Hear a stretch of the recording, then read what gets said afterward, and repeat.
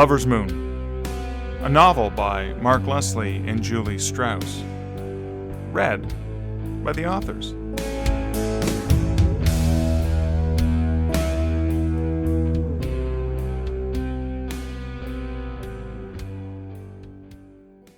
Chapter 5. Michael. 6:35 p.m. I was glad the place we were going was right next door and that we didn't have to hail a cab or anything like that to get there. Because until Gail mentioned it, I hadn't realized just how hungry I was.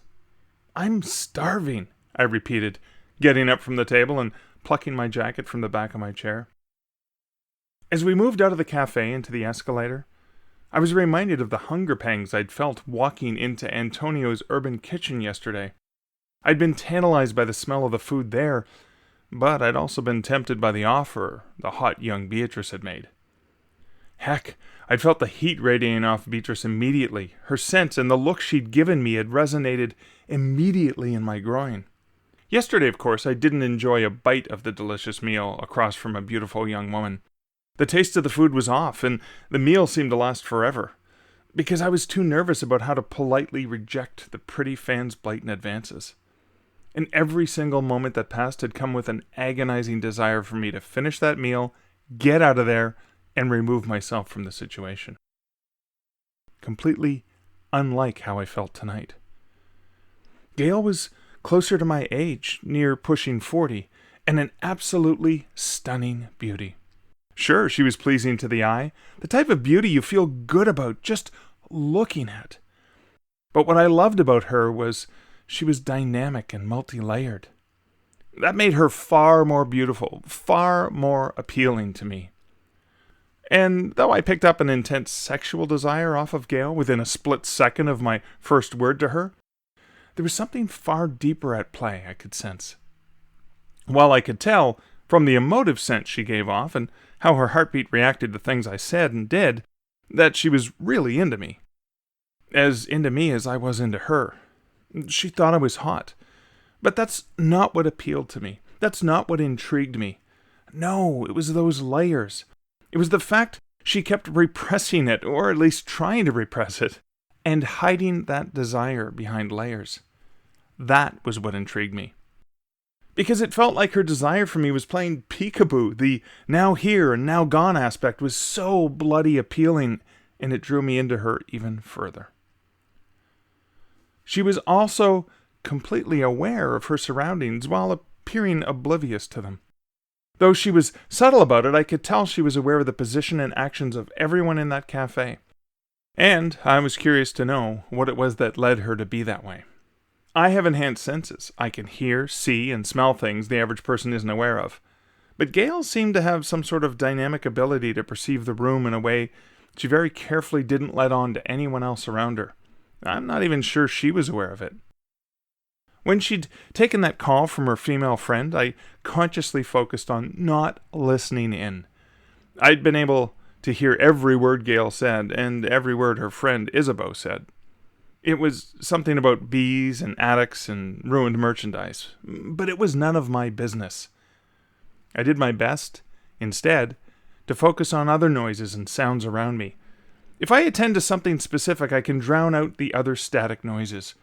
I tried paying attention to the conversation between an elderly couple at the far side of the bar.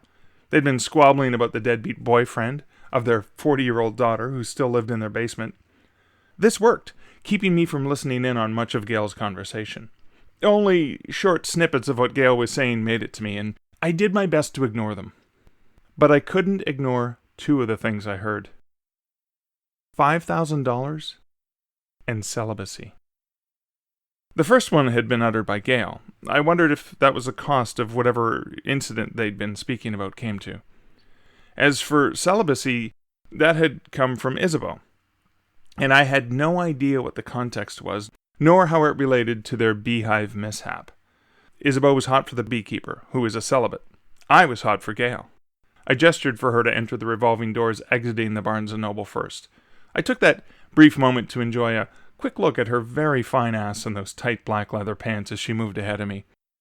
I'd heard the expression, the kind of ass you could bounce a quarter off of before, but until just then, it had never made any sense to me. Tommy Bahama, right next door, is more known for its seafood, I said when we reconvened together outside on the sidewalk. They have great food, but aren't known for their pasta, and we might not get a table right away without a reservation. That wasn't entirely true. I'm sure I would be able to get us in by playing the Mac Halpin card. My literary agent carried a lot of sway in this city, and I had occasionally used it to bypass the regular lines at some establishments. But I didn't want to be showing off. I wanted, instead, to be using this time to focus on what Gail could teach me about the occult. And, if I were to be completely honest, to enjoy focusing on those gorgeous green eyes as long as possible. That was just an expression, she said. Sort of like saying, I'm so hungry I could eat a horse's ass. Her smile quickly morphed into a small round O shape, and I smelled a quick pang of embarrassment. She was worried she'd just been too crude. I laughed, and that put her immediately back at ease. I picked up another whiff of that heat she had for me, so I extended the laugh a little bit longer, just for the satisfaction of what that did to her. What do you say we pop over to an Irish pub around the corner? There's no pasta on the menu, but they've got a steak and potato dish that'll knock your socks off. I'm game for some sock knocking, she said, and hooked her right arm out for me to take it. Lead on, Macduff. This rare edition of the short story History of the Necronomicon, so the legends say, was created using anthropodermic bibliopagy. Anthropo what now? I asked. I'd been listening to her explain numerous theories and legends surrounding H.P. Lovecraft's infamous Necronomicon and the mythology the author had created about a book that never existed. Except, of course, for the numerous true believers, occultists, pranksters, hoaxsters, and conspiracy theorists who continued to perpetuate the idea that the text, allegedly written in Arabic by Abdul al-Hazred, was real. Only, Gail explained, while there were libraries of numerous versions of the Necronomicon, not as many as there were interpretations of the King James Bible, but plenty enough, there was something the real collectors would kill for, the special and extremely rare edition of Lovecraft's 700-word short story, History of the Necronomicon. Anthropodermic bibliopagy, the practice of binding books in human skin. Ugh, I replied, disturbed by the topic, but I could not take my eyes off her. She was an incredibly intense storyteller. I'd been hanging on her every word for the past 3/4 of an hour as she explained the background of Lovecraft's work and the particular fictional text and its history that I needed stories about. I already had a dozen possibilities kicking around in the back of my head for where I could take this mystery I was writing, but Gail was still going strong and had shocked me with this latest revelation. It's an obviously rare form of bookbinding, particularly today, but it was done numerous times throughout history, and it dates back to the 13th century, with one of the earliest examples being a French Bible. What, did people donate their skin for such projects, or was it done to them? Well, a combination of both. There is a book in the Surgeons' Hall Museum in Edinburgh, bound in the flesh of a man by the name of Burke. He was found guilty of drugging and killing 16 people to sell their bodies to an anatomist. He was executed, and his skin was used to bind a book with the following words embossed on the cover. Burke's Skin Pocket Book, executed 28 Jan, 1829. Holy crap, I said. I thought I had written macabre things in my mystery novels, but that was something else. That's one heck of a death sentence. Or death sentences, I suppose. I laughed nervously. Gail didn't laugh. Her scent revealed that she hadn't even noticed my vain attempt at stupid humor. She was concentrating on the story she was sharing. But back to that History of the Necronomicon book. It was bound in human skin, but there's one more thing that makes it even more disturbing. Gail paused to slowly lift her glass of Merlot to her lips and take a sip. I didn't dare speak and break the storytelling spell she had me under, and I could tell from the sense she exuded that she knew she had me in the palm of her hand.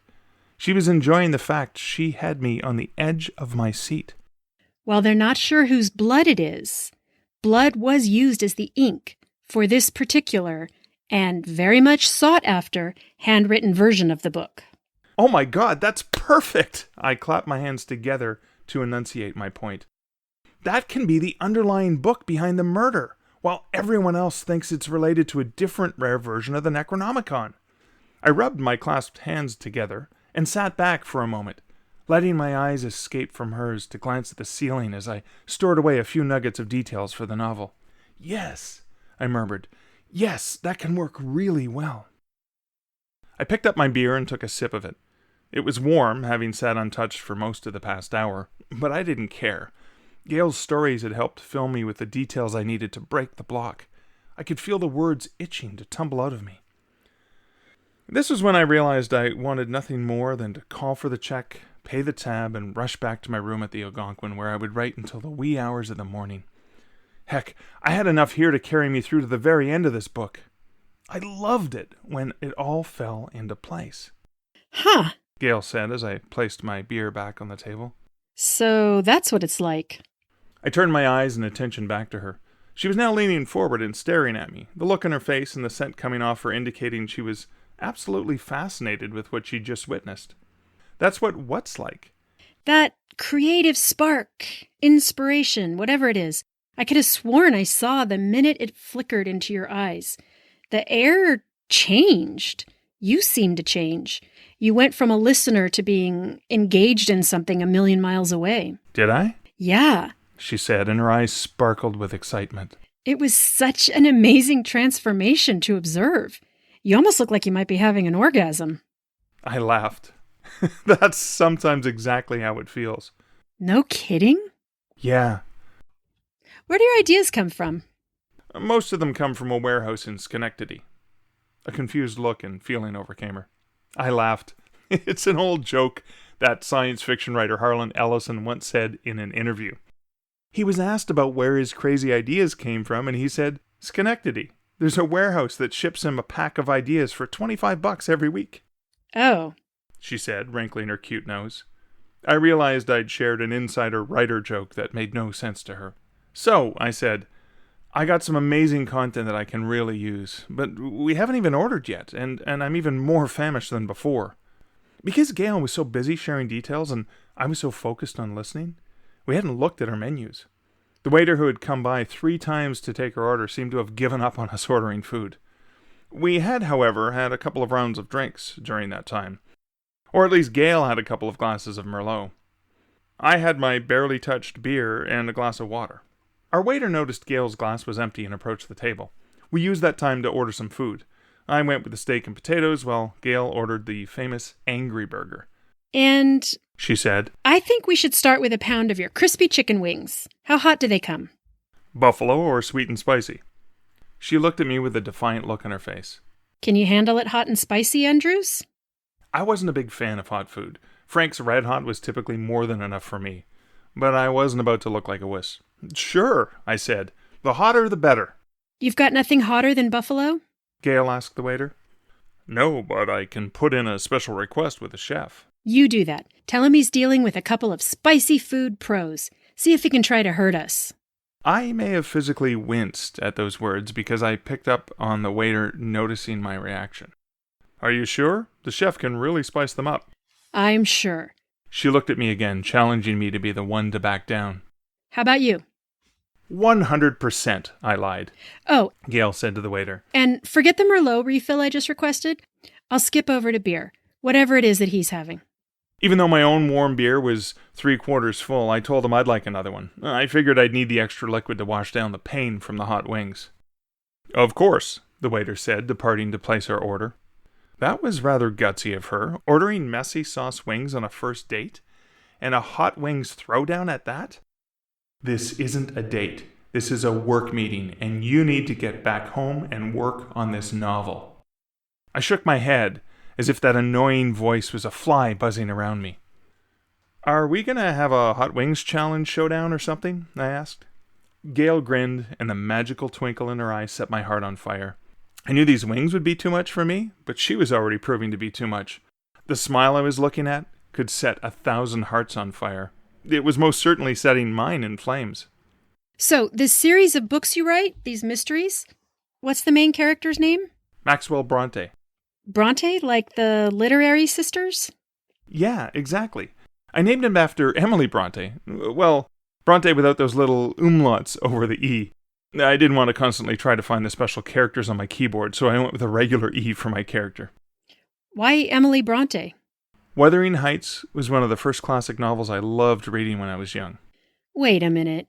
You're a dude. That's a classic romance novel. It's a classic novel with themes of love, yes, but also theological conceptions of good and evil. It also explores revenge and obsession. It also challenged the Victorian morality of the time, and because it concerned itself with gender, it can be seen as an early feminist text. You are nothing like I expected you to be. You as well.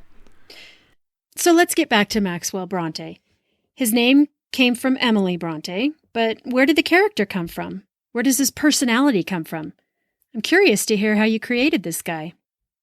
It was my turn to ramp up the storyteller mode as Gail listened to me share the backstory of the character whose novels were responsible for my fame and fortune. I paused when the wings arrived at the table. The chef was able to make something extra hot, extra spicy. He calls these wings his Afterburn Delight Special. I'd been able to smell the intensity of whatever hot sauce the chef had come up with well before the wings reached the table, and I was sweating at the very scent of them. Feeling a sneeze coming on, inspired by the spices tingling my nose, I turned my head and let out 3 sharp, sneezy bursts. This wasn't going to be good. Okay. Gail said, taking a quick drink of her beer. The game is this. Whoever can eat the most wings without first taking a drink wins. She easily kicked my ass. I was only halfway through chewing my first bite when the overpowering heat of the sauce, intensified by my overly hyper taste buds, forced me to take a sip of my beer. Gail had already polished off her second wing by the time I picked that first wing back up. Really? She said around a mouthful of food. 1 bite in? Damn, she was even cute when she spoke with food in her mouth. I looked at the smear of hot sauce on her left cheek and wanted to reach out and remove it with the tip of my finger. But I would never make such a bold move like that. Okay, I said. I'll admit it, I'm not into hot food, but you're going at it like a champion. She dropped the third demeated bone into the little basket beside the wing plate and picked up a 4th one. I'm on a roll, she said. Gonna see how many of these babies I can polish off before I have to take a drink. You better eat up, or they will be gone before you finish the first one. She snorted a laugh. Again, the snort, like seeing her talk with food in her mouth, was endearing. I loved that she didn't give a shit and bypassed putting on airs of being ladylike. She was authentically herself, and I relished seeing that. There were 2 separate mini bowls of the blue cheese sauce. I dipped my wing into it, completely smothered it, then took another bite. That made it almost bearable. I drank out most of my beer before finishing the first wing. I drowned the second wing in the blue cheese sauce and took alternating bites of the celery sticks on our plate between wing bites. The experience was painful, but I was extremely hungry and looked forward to the sustenance. I soaked the third wing in my glass of water, diluting much of the hot sauce before taking a bite. Hey, Gail said, her lips now smothered in the hot sauce. I wondered what it would be like to kiss those lips. After they were wiped clean of the hot sauce, of course. that's cheating. I already lost a long time ago. As I watched her continue to work her way through the wings, not once stopping to take a drink, I marveled at this unique woman. She was pushing forth despite the pain I could sense she was feeling, despite the sweat glistening on her forehead and the fact her nose was running. I knew I should call it a night and get back to my hotel room now that I had what I needed to get past that writer's block. But I couldn't resist spending more time with this woman. Even if it was only to see what she did, what she said next. The main entrees came just as she was finishing off the full plate, and I was finishing my third wing. I have an idea for this round, I said. No contests. How about we just eat like civilized adults? Hardy har, she said and took a drink of her beer. We both started into the meals in front of us, and it was quiet for about a minute before Gail put her fork down and grinned mischievously at me. For the main entree, we will recognize a peace treaty. But when the desserts come around, the war is back on, my friend. I laughed, wondering what sort of challenge or throwdown she might have planned for that. But more than that, I was happy to know she was planning on staying for a third course. This was a night I simply did not want to end. And technically, it didn't. Throughout the meal, she continued to inquire about my writing background. When it was time for dessert, the game she wanted to play was us guessing the other's favorite dessert and ordering it. We tied that round, but it was relatively easy. There were only 3 items on the menu: apple tartlet, chocolate salted caramel souffle, and mini pumpkin cheesecake. I got her on the souffle, and she pegged me on the cheesecake. Long after the desserts were done, we kept asking for refills on our coffees. Gail told me the story of acquiring the occult shop and managing it with her best friend, Isabeau.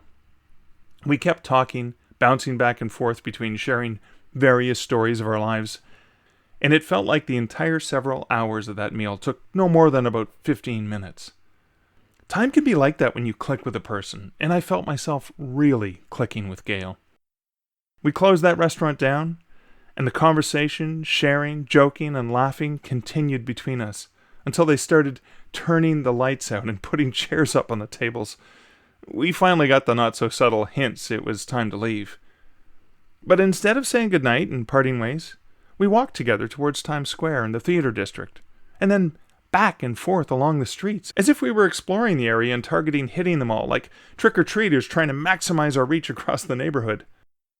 The next thing I knew, we were still walking and engaged in animated conversation, and the sun was rising in the eastern sky.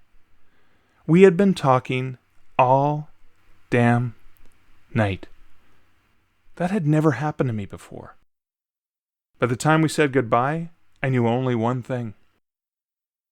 This was a woman I wanted to, no, that I needed to see again.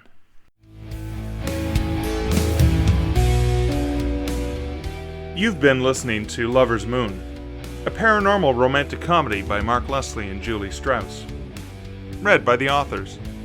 Lover's Moon is book 5 in the Canadian Werewolf Series, published by Stark Publishing and available in print, ebook, and audiobook. The music used in this production, Waltz Primordial by Kevin MacLeod featuring Alexander Nakarada, was licensed via Incomptech.com and is copyrighted by Kevin MacLeod.